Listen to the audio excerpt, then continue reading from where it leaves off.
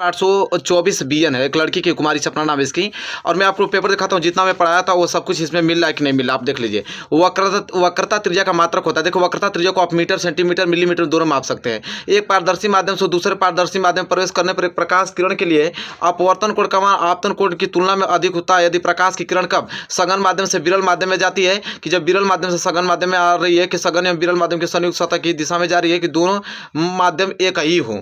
तो मेरे प्यारे विद्यार्थी सबको मालूम है कि सघन माध्यम से विरल माध्यम में जाता है तो वहाँ पे अविलंब की तरह अवलंब से दूर हट जाती है। ठीक है, आप लोग जानते हैं यहाँ से, यह तो आराम से आप लोग कर लिए होंगे। इसके बाद देखिए मैं पेपर आपको दिखाते जो पढ़ाया था वो आप लोग बताइएगा ईमानदारी से। आपके कोड अलग होगा, आप बताइएगा क्या आया था कि नहीं। यदि आर के किसी तार के टुकड़े का 4 बराबर भागों में काटा जाता है तो इन टुकड़ों को फिर समांतर क्रम में जोड़ा जाता है। तुल्य प्रतिरोध आर हो तो आर डैश बटे आर का अनुपात ज्ञात कीजिए। अब क्या करना है कि 4 बराबर भागों में बांटा जाता है और किस में जोड़ा जाता है, इसको समांतर क्रम में। सबको तो समांतर क्रम का फॉर्मूला होता है 1 बटे आर डैश बराबर 1 बटे आर प्लस 1 बटे आर 2 प्लस 1 बटे आर 3 प्लस 1 बटे आर 4। ठीक है, तो इसका कितना आ जाएगा मेरे प्यारे विद्यार्थियों, सबको मालूम है। तो यहाँ पे एलसीएम कितना हो जाएगा 4 और 4 4 पूरा पूरा कैंसिल हो जाएगा यहाँ पे। तो देखिए आर डैश का वैल्यू तो 1 आ जाएगा और आर का अनुपात पूछ रहा था। आर का अनुपात कितना हो जाएगा आपका 4 हो जाएगा, क्योंकि 4 है तो 1/4 के रूप में हो जाएगा। ठीक है, चलिए इसके बाद हम आगे बात करें विद्युत धारा का माप। विद्युत धारा को किस में नापते हैं, सबको मालूम है।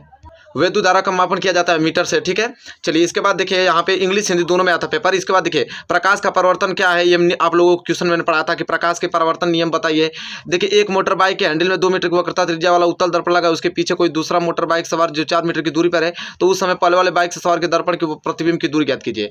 ठीक है, यू बराबर दे दिया है आप लोगों का, वी का वैल्यू पूछा है यहाँ से। ठीक है, एक उत्तल लेंस आवर्धक लेंस के रूप में कैसे प्रयुक्त किया जाता है, किरण आरेख के द्वारा में आप लोगों को समझाना है। ठीक है, आपका पेपर कोड अलग होगा, आप लोग बताइएगा कमेंट करके कि आया था कि नहीं आया था। फिर देखिए 3 प्रतिरोधक, देखिए 2 ओम 3 ओम 4 अरे 2 ओम 3 ओम 6 ओम इनका क्रम में संयोजन किया जाए तो इसका प्रतिरोधक पूछ रहा है। ठीक है, आराम से इसको निकाल पाएंगे। एक विद्युत चालक का प्रतिरोध कितने कारबम निर्भर करता है, भी हमने पढ़ा रखा था। फिर देखिए ये प्रश्न तो हमने पढ़ा रखा था। एक दूरदृष्टि दोष से पीड़ित व्यक्ति कम से कम 50 सेंटीमीटर की दूरी पर तक ही पढ़ सकता है। उसे सही दृष्टि के लिए 25 सेंटीमीटर की दूरी पर अगर पुस्तक रख कर पढ़ने के लिए किस प्रकृति में किस फोकस दूरी के लेंस का प्रयोग करना होगा, चित्र बनाकर आप लोगों को समझाना है। या तो ये नहीं तो ये तो मैंने पढ़ाया था कि एक में प्रकाश का अपवर्तन किस प्रकार होता है, चित्र बनाकर आपतन कोण और अपवर्तन कोण निर्गत और का विचलन कोण दर्शाना है आप लोगों को। ठीक है, तो मैं चित्र के माध्यम से आप लोगों को पढ़ाया था। ठीक है, देखिए मेरे प्यारे विद्यार्थियों यहाँ से देखिए, यहाँ से कैलकुलेट आपको करना है। ठीक है, कह रहा है कि परिपथ 12 वोल्ट की बैटरी में संयोजित किया गया है। गणना करना है कि परिपथ में कुल प्रतिरोध कितना है, बैटरी में कितनी धारा प्रवाहित हो रही है। तो ये आपका समांतर क्रम में है, फिर यहाँ पे समांतर क्रम में है। ठीक है, इसको निकालने के बाद फिर श्रेणी क्रम में निकालकर कुल यहाँ से निकाल लीजिएगा आप लोगों को। पहले प्रतिरोध अभी धारा बराबर क्या होता है, वी बराबर आई इंटू आर होता है।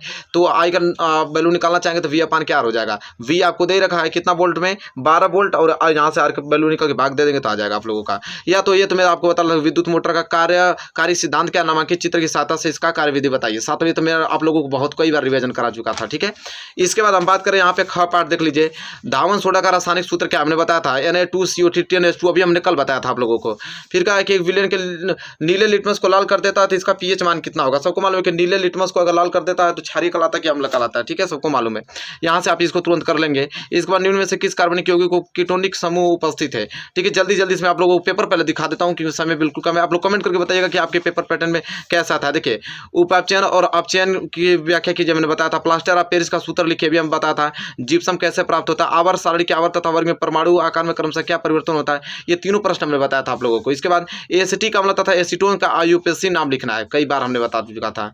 ठीक है, देखिए निम्नलिखित अभिक्रियाओं को संतुलित रासायनिक समीकरण लिखना है कि कैल्शियम हाइड्रोक्साइड और कार्बन डाइऑक्साइड तो कैल्शियम कार्बोनेट और जल बनाता है। जिंक और सिल्वर नाइट्रेट तो जिंक नाइट्रेट और सिल्वर, दोनों प्रश्न हमने हूबहू यही प्रश्न करा। अभी विश्वास नहीं हो रहा था, बैक जाकर वीडियो चालू करके देख सकते हैं कि हमने कराया था नहीं।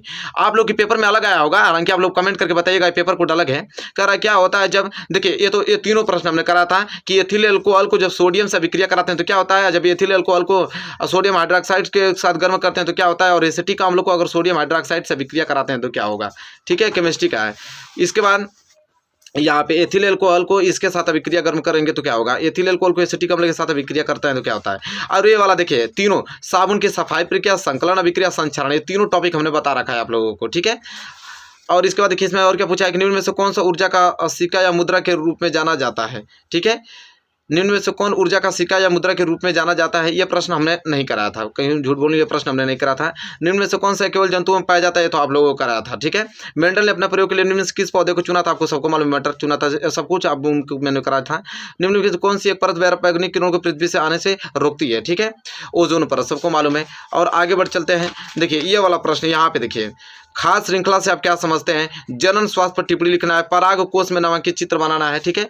ये तीनों टॉपिक हमने कराया था। और आपका पेपर कोड अलग होगा, आप लोग कमेंट करके बताइएगा कैसा पेपर गया आप लोगों का। पूर्ण भवन किसे कहते हैं? मुकुलन में अंतर बताइए। मानव में लिंग निर्धारण की प्रक्रिया का वर्णन कीजिए। परिवार नियोजन की विधियों का उल्लेख कीजिए।